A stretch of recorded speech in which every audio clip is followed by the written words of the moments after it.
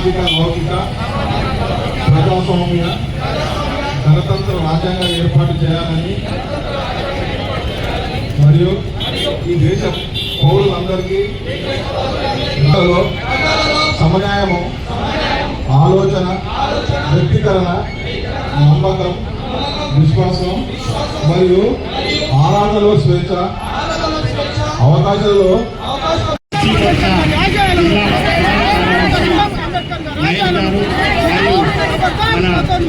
అంబేద్కర్ మహిళా మోర్చా నాయకురాలు పార్వతి గారు, సుజాత గారు, ఇక్కడికి ఇచ్చేసినటువంటి ప్రతి ఒక్కరికి పేరు పేరు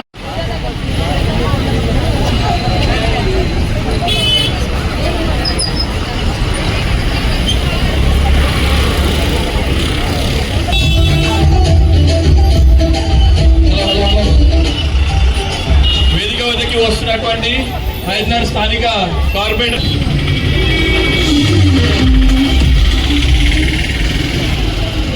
జీవన గారిని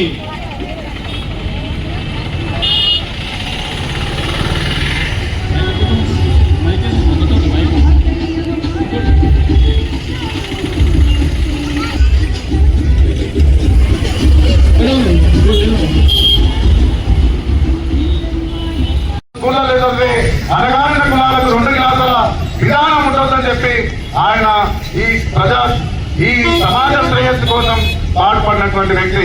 నేటికి స్వాతంత్రం వచ్చి 75 సంవత్సరాలు గడుస్తున్నా నేటికి ఈ రోజు నేను ఏదో పేపర్లో చదివాను, ఏదో గ్రామంలో కుల వివక్షత వెళ్ళిపోయినటువంటి వాళ్ళు ఇప్పటికీ సమాజంలో ఉన్నారా?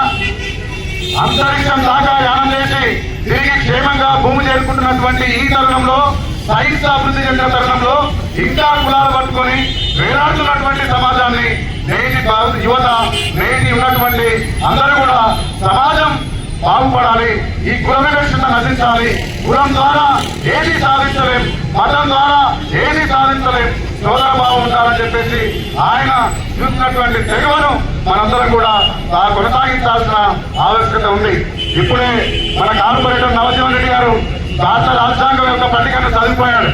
భారత రాజ్యాంగంలో మొదటి పేజీలో ఉన్నటువంటి స్వేచ్ఛ, సమానత్వం, సౌభ్రాతృత్వం అనే పేజీలను తీర్చే ప్రయత్నం చేస్తుంది. కాబట్టి ఎవరైనా ఏదైనా ఈ భారత రాజ్యాంగం తెలివస్తే మీ అంతు చూసేదాకా వదలమనేది నేటి యువత ప్రతిజ్ఞ చేయాలి. అదే మనం అంబేద్కర్కి ఇచ్చే ఘనమైనటువంటి ఇవ్వాలి.